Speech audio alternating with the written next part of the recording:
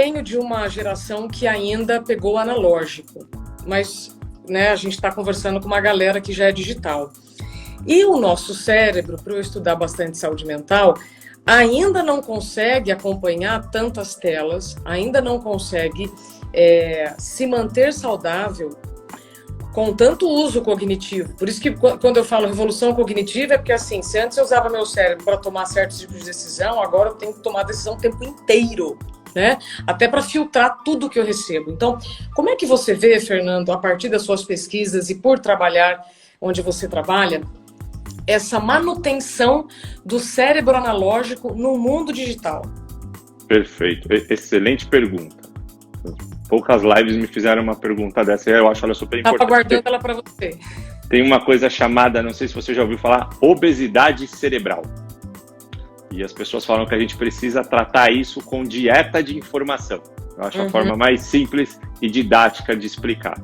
De fato, nós vivemos épocas nessas evoluções que eu falei, onde armazenar informação dentro de si era um diferencial para você crescer na organização e na sociedade. Então, se falou muito que quem tem informação tem o poder, porque era difícil ter acesso a essa informação. Hoje, a informação virou um bem natural, igual água. Informação todo mundo tem.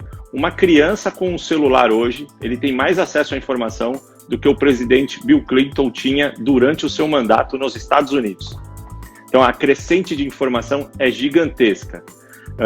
E o nosso cérebro, ele tem uma missão fenomenal, que é manter a nossa sobrevivência. Logo, ele tem aquela regrinha simples: acumular o máximo de energia e gastar o mínimo de energia possível.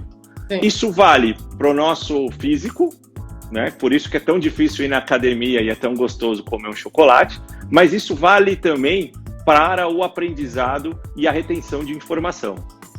Reter a informação e aprender algo para o nosso cérebro faz ele gastar muita energia mesmo. Então, quando ele percebe que ele está armazenando uma informação e que ela não tem valor e que a gente rapidamente descarta e pega uma nova, ele começa a ficar obeso e ele para de manter esse processo de armazenamento. Então, a gente passa horas, e tem pessoas que passam muitas horas, na frente de um Facebook, de um Instagram, somente deslizando o texto e lendo o título de notícia, e no final do dia ele não vai lembrar de nenhum post daquele.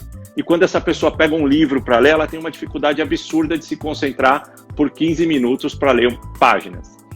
Porque a gente não vem forçando isso. E, de fato, tem vários neurocientistas colocando isso, eu acho muito bem apropriado. Chegou um momento onde a gente precisa mudar a forma como a gente usa o cérebro. Não vale armazenar tanta informação, porque a quantidade é gigante e ela muda toda hora.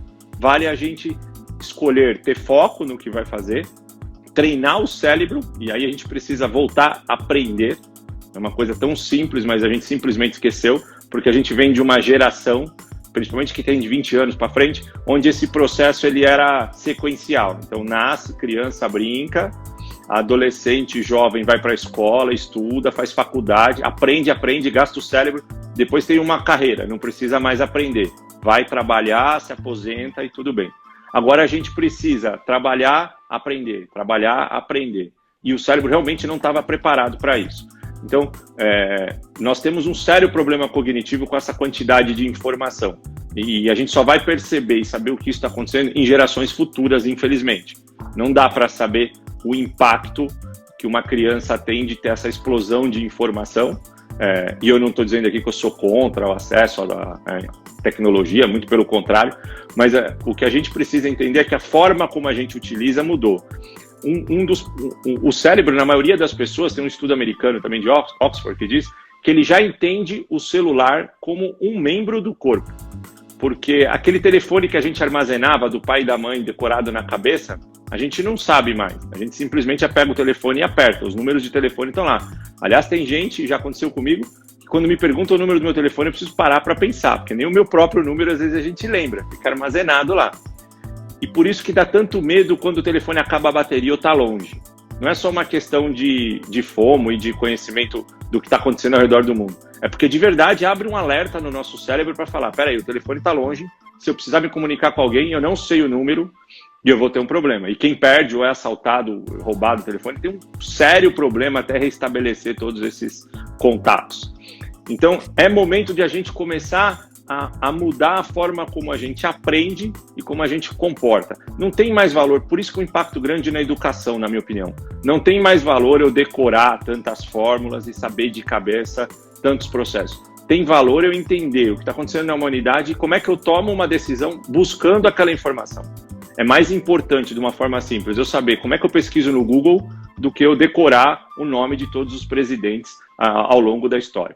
Lógico que de profissão para profissão isso muda, mas de forma geral é isso. A gente precisa começar a dar tempos e limites para o cérebro. Por isso que Mindfulness cresceu tanto, por isso que respiração tem crescido tanto, e por isso a quantidade de pessoas em burnout na empresa, porque o cérebro realmente ele chega num limite que ele não consegue armazenar isso.